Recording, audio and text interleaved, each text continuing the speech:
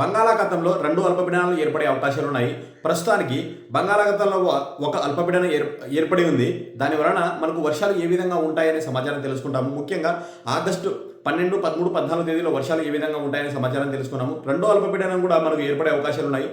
ఈ అల్పపీడనాల వల్ల అయితే మనకు ఉపయోగం లేదని చెప్పుకోవచ్చు. తేలికపాటి నుంచి మోస్తారు వర్షాలు, కొన్ని ప్రాంతాల్లో మాత్రం భారీ వర్షాలు ఉన్నాయి. అవి ఏ ప్రాంతాలని తెలుసుకుంటాము. రెండో అల్పపీడనము మనకు కొంచెం బలంగా ఉండే అవకాశం అయితే కనిపిస్తుంది. దాని వలన మనకు ఏ విధంగా ఇంపాక్ట్ ఉంది అనే సమాచారము అసలు తెలుసుకుందాము.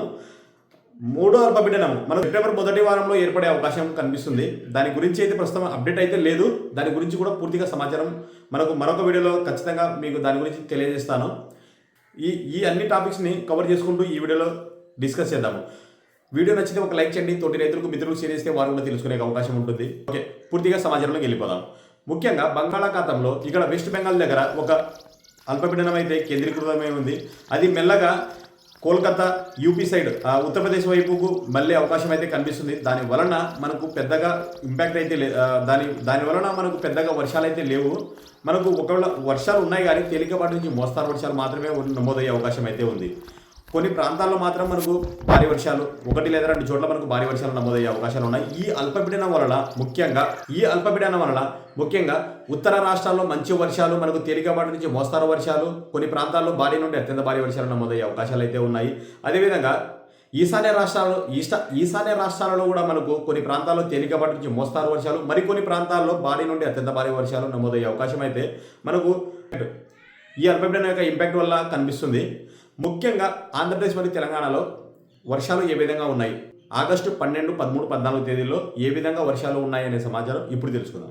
ముఖ్యంగా ఆంధ్రప్రదేశ్ మరియు తెలంగాణలో ఆకాశం మేఘావృతమై ఉంటుంది. కొన్ని ప్రాంతాల్లో మాత్రమే మనకు తేలికపాటి నుంచి మోస్తారు వర్షాలు. 1 ఆగస్టు 12, 13, 14 తేదీలో వర్షాలు ఏ విధంగా ఉన్నాయని ఒకసారి తెలుసుకుందాం. ముఖ్యంగా ఈ అల్పపీడనం వల్ల 2 తెలుగు రాష్ట్రాలలో ఆకాశం మేఘావృతమై తేలికపాటి నుంచి మోస్తారు వర్షాలు నమోదయ్యే అవకాశాలు కనిపిస్తున్నాయి. దాదాపుగా వర్షాలు మనకు రాయలసీమలో తేలికపాటి నుంచి మోస్తారు వర్షాలు. ఒకసారి ఇక్కడ గమనించినట్లయితే కర్నూలు, నంద్యాల, అదేవిధంగా తిరుపతి, చిత్తూరు, నెల్లూరు ఈ ప్రాంతాలలో మనకు తేలికపాటి నుంచి మోస్తారు వర్షాలు, 1 లేదా 2 చోట్ల భారీ వర్షాలు చూసే అవకాశం కనిపిస్తుంది. అదేవిధంగా మనకు కాకినాడ, అనకాపల్లి, విజయనగరం, విశాఖపట్నం, శ్రీకాకుళం, పార్వతీపురం, మన్యం ఈ ప్రాంతాలలో కూడా తేలికపాటి నుంచి మోస్తారు వర్షాలు, 1 లేదా 2 చోట్ల మనకు భారీ వర్షాలు చూసే అవకాశం అయితే కనిపిస్తుంది. మిగతా ప్రాంతాలలో ఇక్కడ కృష్ణా జిల్లా కావచ్చు, గుంటూరు, బాపట్ల, అదేవిధంగా పల్నాడు, ప్రకాశము, ఎన్టీఆర్, ఏలూరు, అల్లూరు సీతారామరాజు, పార్వతీపురం, మన్యము, కాకినాడ, అదేవిధంగా తూర్పుగోదావరి, పశ్చిమ గోదావరి, కోనసీమ ఈ ప్రాంతాలలో కూడా మనకు ఆకాశం మేఘావృతమై ఉంటుంది. తేలికపాటి నుంచి మోస్తారు వర్షాలు నమోదయ్యే అవకాశమే కనిపిస్తుంది. అదేవిధంగా వైఎస్ఆర్ డిస్టిక్ కడపలో కూడా మనకు తేలికపాటి నుంచి మోస్తారు వర్షాలు అక్కడక్కడ నమోదయ్యే అవకాశాలు ఉన్నాయి. అనంతపురము, అన్నమయ్య, శ్రీ సత్యసాయి ఈ ప్రాంతాలలో తేలికపాటి నుంచి మోస్తారు వర్షాలు మాత్రమే చూసే అవకాశం కనిపిస్తుంది. ఎల్నినో తీవ్రత అనేది ఇంకాస్త పెరిగే అవకాశం అయితే కనిపిస్తుంది. మనకు ఈ నెల కంటే వచ్చే నెలలో కూడా మనకు ఇంకాస్త ఎల్నినో ఇంపాక్ట్ ఉండే అవకాశాలు ఉన్నాయనేసి ప్రస్తుతం ఉన్న వెదర్ మోడల్ ప్రకారం కనిపిస్తుంది.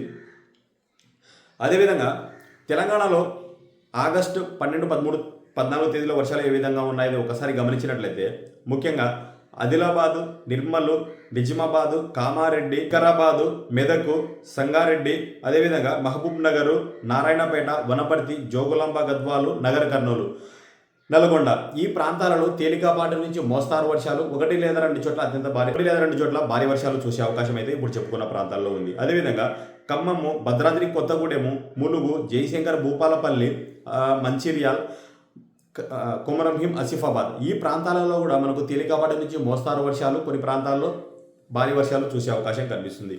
మధ్య తెలంగాణలో ఇక్కడ ఒకసారి గమనించినట్లయితే హైదరాబాదు, సిద్దిపేట, జగిత్యాలు, కరీంనగర్, పెద్దపల్లి, జయశంకర్, భూపాలపల్లి, జన్గాన్, అదేవిధంగా వనపర్తి, రాజన్న సిరిసిల్ల, మెదక్, యాదాద్రి, భువనగిరి ఈ ప్రాంతాలలో కూడా ఆకాశం మేఘావృతమై ఉంటుంది. తేలికపాటి నుంచి మోస్తారు వర్షాలు చూసే అవకాశం అయితే కనిపిస్తుంది.